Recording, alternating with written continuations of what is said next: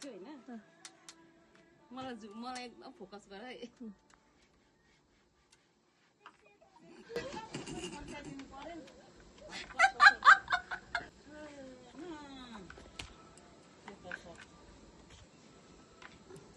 यतिको धुलो सफा गराइ चाहिँ हिस्टोरियन्सहरूले पनि गर्दैन होला त्यो स्कल्पचरको माथि जस्तो म यहाँ धुलो भगाउँदैछु